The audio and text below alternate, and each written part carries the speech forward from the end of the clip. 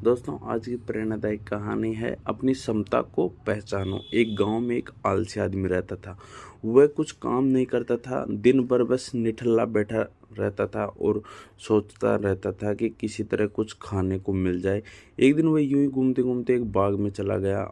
आम के रसीले बाग जो आमों से लदे हुए थे पेड़, वहां पर जा पहुंचा। रसीले आम को देखकर उसके मुंह में पानी आने लगा। आम तोड़ने वह एक पेड़ पर चढ़ गया, लेकिन जैसे ही वह पेड़ पर चढ़ा, वहाँ उसका बाग का मालिक वहाँ आ पहुँचा।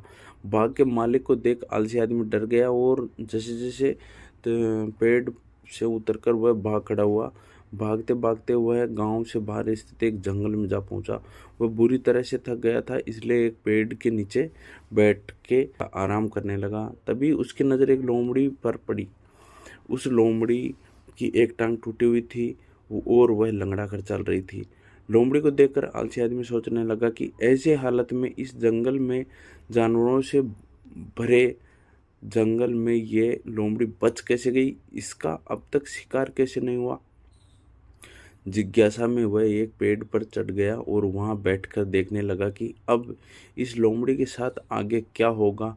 कुछ ही पल बीते थे कि पूरे जंगल में शेर लोइन की भयंकर दहाड़ से गूंज उठा, जिसे सुनकर सारे जानवर डरकर भागने लगे। लेकिन लोमड़ी अपनी टूटी टांग के साथ भाग नहीं सकती थी। वह वहीं खड़ी रही। शेर लोमड़ी के पास आने लगा। आलसी आदमी ने सोचा कि अब शेर लोमड़ी को मारकर खा जाएगा, लेकिन आगे जो हुआ कुछ अजीब था। शेर लोमड़ी के पास पहुंचकर खड़ा हो गया। उसके मुंह में मांस का टुकड़ा था जिसने लोमड़ी के सामने गिरा दिया। लोमड़ी इम्तिहान से मांस के उस टुकड़े को खाने लगी। थोड़ी देर बाद शेर वहां से चला गया। ये घटना देख आलसी आदमी सोचने लगा कि भगवान सच में सर्वोसर्वा है। उसने धरती के समस्त प्राणियों के लिए, चाहे वह जानवर हो या इंसान, खाने पीने का प्रबंध कर रखा है। वह अपने घर लौट आया। घर आकर वह 2-3 दिन तक बिस्तर पर लेटकर प्रतीक्षा करने लगा कि जैसे भगवान ने शेर के द्वारा लोमड़ी के लिए भोजन भिजवाया था, वैसे ही उसके लिए भी कोई न कोई खाने पीने का सामान ले आएगा। लेकिन ऐसा कुछ नहीं हुआ। भूख से उसकी हालत खराब होने लगी। आखिरकार उसे घर से बाहर निकलना ही पड़ा। घर के बाहर उसे एक पेड़ के नीचे बैठे हुए बाबा दिखाई पड़े। वह उनके पास गया और जंगल का सारा वृतांत सुनाते हुए बोला, बाबा जी, भगवान मेरे साथ ऐसा क्यों कर रहे हैं? उनके पास जानवरों के लिए भोजन का प्रबंध है, लेकिन इंसानों के लिए नहीं। बाबा जी ने उत्तर दिया, बेटा, ऐसी बात नहीं है।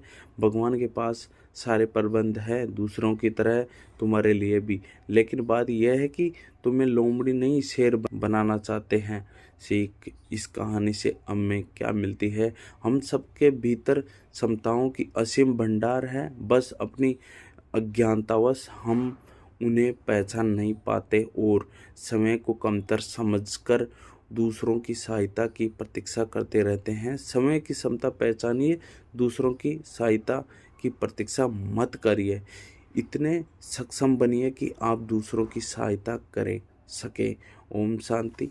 यह कहानी आपको कैसी लगी कमेंट में ज़रूर बताएं, और चैनल पर नए हैं तो चैनल को सब्सक्राइब करें और बेल आइकन को ज़रूर दबाएं। धन्यवाद। ओम शांति।